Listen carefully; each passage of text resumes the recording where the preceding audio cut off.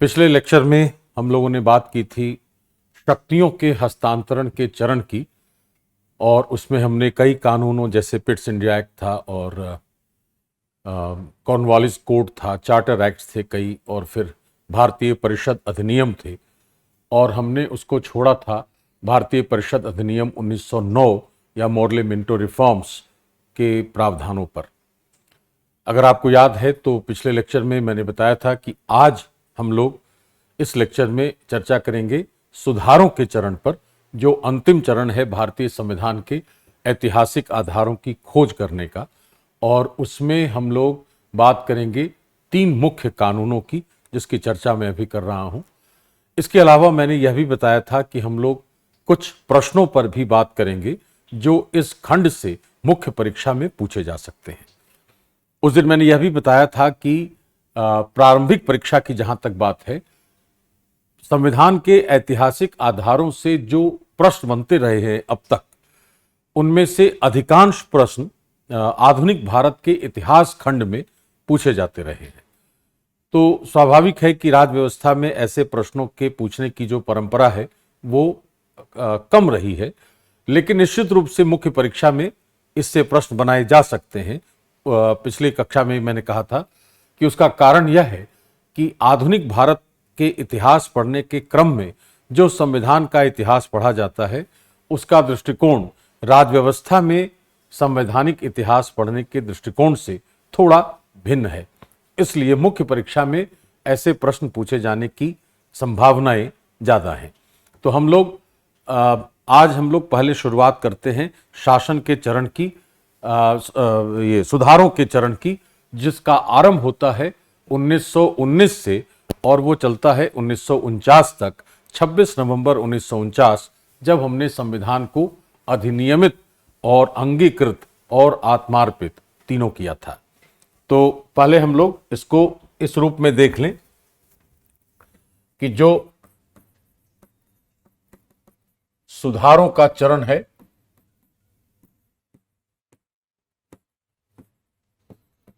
Phase of reforms, यह है 1919 से 1949 के बीच। और इसमें जो 3 स्तंभ हैं वो है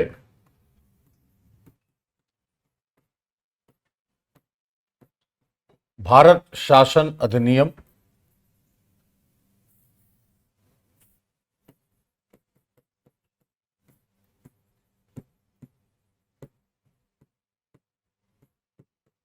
(1919) जिसको हम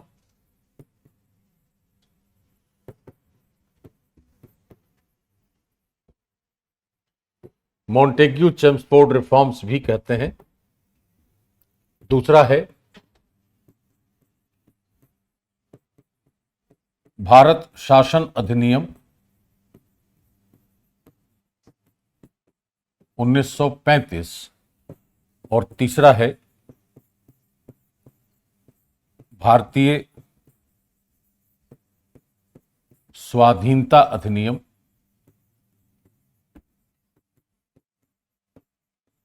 1947। ये 3 इसके मुख्य ऐतिहासिक आधार स्तंभ हैं हमारे संविधान के, जो बहुत महत्वपूर्ण माने जा सकते हैं।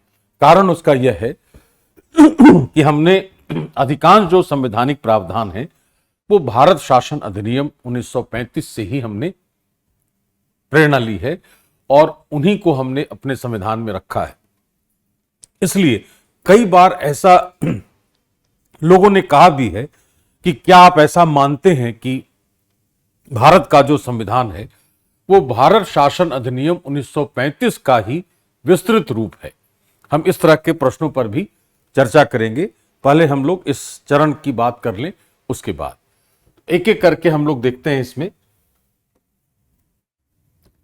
कि गवर्नमेंट ऑफ इंडिया एक्ट 1919 क्या कहता है।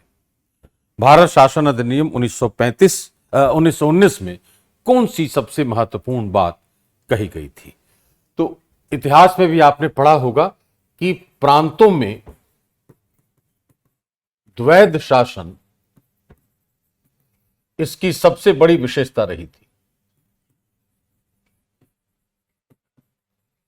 डायरकी इन प्रोविंसेस। आर्की जो शब्द है ये शासन के लिए आता है, डाई का मतलब हो गया दो। तो दो तरह की शासन व्यवस्था रखी गई थी और इसके पीछे तर्क यह था कि अगर हम विकेंद्रीकृत शासन पद्धति अपनाते हैं तो ब्रिटिश सरकार द्वारा भारत में शासन कर पाना तुलनात्मक रूप से सरल होगा। यह उसके पीछे का तर्क था। तो हमने विकेंद्रीकरण किया तो जरूर, लेकिन हमने कुछ बातें ऐसी कह दी उसमें जो गवर्नर जनरल या वायसराय जिसको कहते थे, उसकी जवाबदेही तुलनात्मक रूप से आज जो है उसकी तुलना में कम थी। तो हमने निचले स्तर पर जवाबदेही दी ताकि वो केंद्रीय सत्ता को के प्रति वो जवाबदेह रहे, लेकिन केंद्रीय सत्ता की जो जवाबदेही होनी चाहिए थी जनता के प्रति, वो जवाबदेही अपेक्षाकृत नहीं रखी गई। लेकिन निश्चित रूप से इतना अवश्य कह सकते हैं कि भले एक स्तर पर ही सही, लेकिन एक आधिकारिक जवाबदेही का एक पक्ष हमें इस कानून में दिखाई देता है। फिर से बात कर रहा हूं, इसको आप लिख भी सकते हैं कि भारत शासन अधिनियम 1919 में जब प्रांतों में द्वैध शासन आरंभ किया गया, फिर से कि भारत शासन अधिनियम 1919 में जब प्रांतों में द्वैध शासन लगाया गया, तब यह प्रावधान किया गया कि निचले स्तर की जो सरकार की इकाई थी उसकी जवाबदेही केंद्रीय सत्ता के प्रति हो, लेकिन अपेक्षाकृत केंद्रीय सत्ता की जवाबदेही कम रखी गई। इन प्रावधानों के बावजूद सबसे महत्वपूर्ण तथ्य इसका यह है कि इस कानून में सरकार या उसकी किसी इकाई की आधिकारिक जवाबदेही का एक अवयव हमें संकेत में दिखाई देता है। यह जो आधिकारिक जवाबदेही है, यह आधिकारिक जवाबदेही आज हमारे संविधान में कहां है?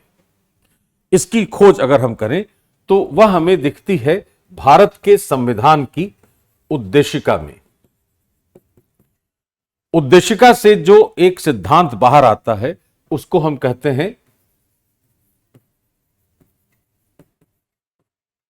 आधिकारिक जवाबदेही का सिद्धांत, डॉक्ट्रिन ऑफ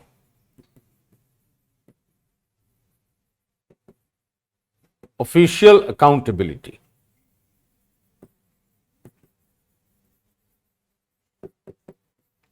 यह सिद्धांत हमें उद्देशिका से उसकी व्याख्या की है न्यायालय ने कि पूरी की पूरी जो उद्देशिका है संविधान की, वह राज्य को आधिकारिक रूप से जनता के प्रति जवाबदेह बनाती है।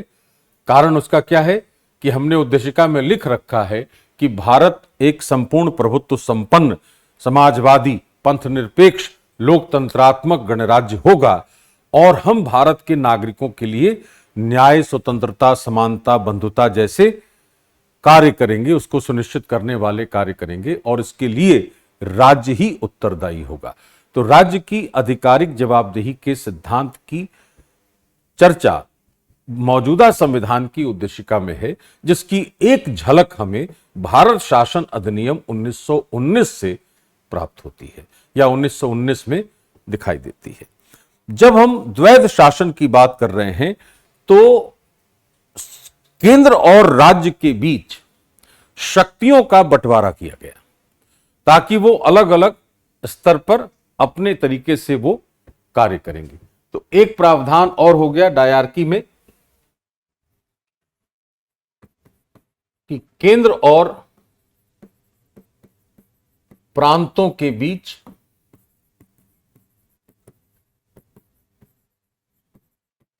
शक्तियों का बंटवारा।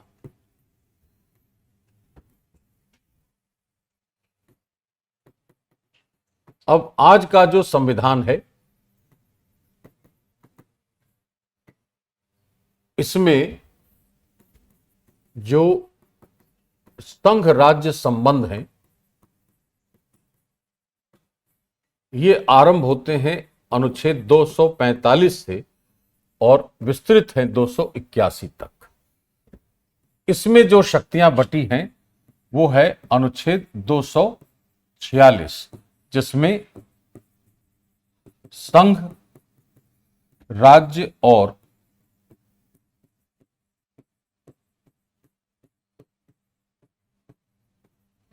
समवर्ती सूचियों का प्रावधान है। तो अनुच्छेद 246 का जो संवैधानिक आधार है वह हमें भारत शासन अधिनियम 1919 में प्राप्त होता है। अब इसके साथ साथ क्या था कि शक्तियां बांटी गई थीं हस्तांतरित और आरक्षित। जो हस्तांतरित शक्तियां थीं वो उन गवर्नर्स के लिए थीं जिनके पास भारतीय मंत्री भी कार्य कर रहे थे।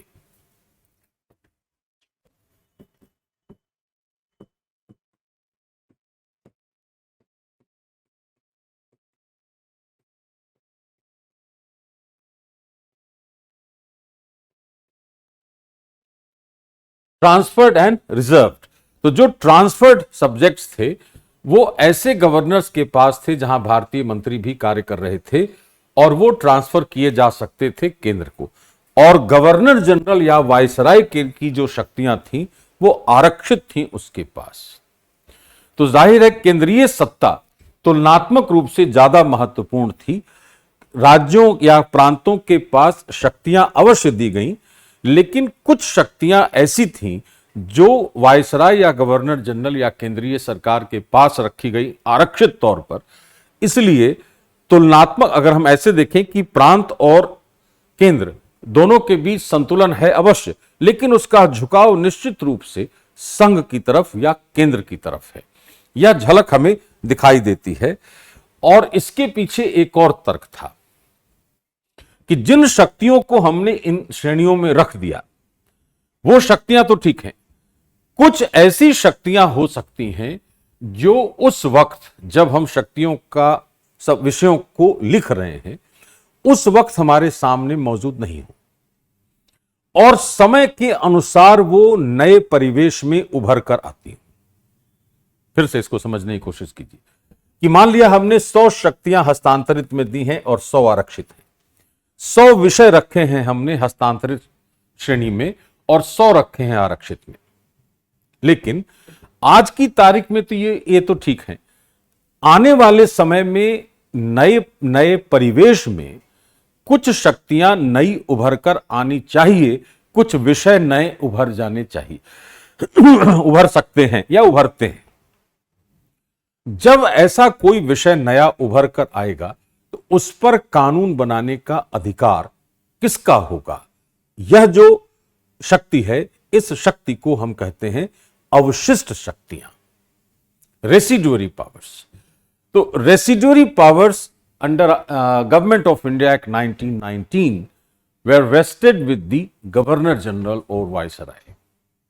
मतलब केंद्र में अवशिष्ट शक्तियां केंद्र में रखी गई थी।